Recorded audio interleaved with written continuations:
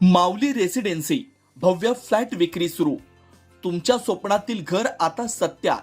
साकूर येथील प्राइम लोकेशनवर माऊली रेसिडेन्सीमध्ये हक्काचं घर खरेदी करण्याची सुवर्ण संधी.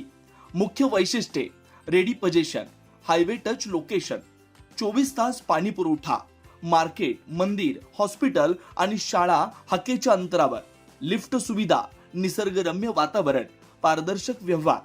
त्वरा करा, मोजकेच फ्लॅट शिल्लक. आजच संपर्क करा 99 22 36 41 87. पत्ता: इंद्रनगर, साकुरी. स्वप्नातील घरासाठी योग्य निवड माऊली रेसिडेन्सी. ड्युटीवर असलेल्या एका पोलीस कर्मचाऱ्यावर प्राणघातक हल्ला करणाऱ्या आरोपीची राहुरी पोलीस पथकानं चांगलीच ठेचून काढली.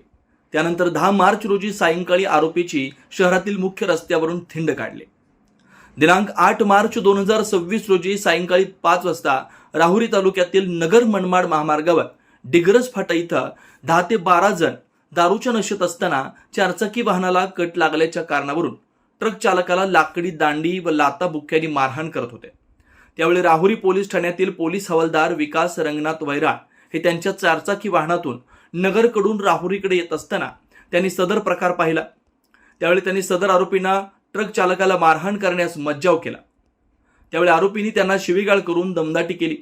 त्यानंतर हवालदार विकास वैराळ हे रात्री 11:30 वाजताच्या दरम्यान राहुरी शहरातील ग्रीन हॉटेल चौक इथं ड्युटी करत असताना तेच आरोपी तिथं आले.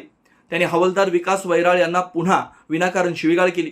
तसेच फायटर, लोखंडी गज, लाकडी दांडा व लाताबुक्क्यांनी बेदम मारहाण केली होती.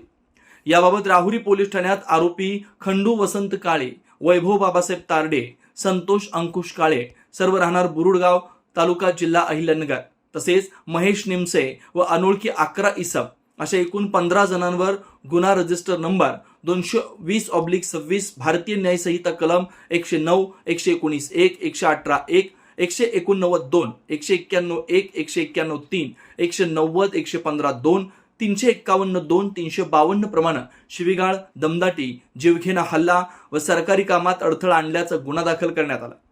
पोलीस पथकानं आरोपी खंडू काळे, वैभव तारडे, संतोष काळे यांना ताब्यात घेऊन गजाआड केलं. इतर आरोपी पसार झाले.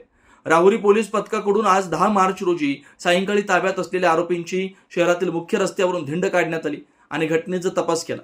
घटनेचा पुढील तपास पोलीस निरीक्षक संजय ठेंगे यांच्या मार्गदर्शनाखाली पोलीस उपनिरीक्षक समाधान फडोळ करतात.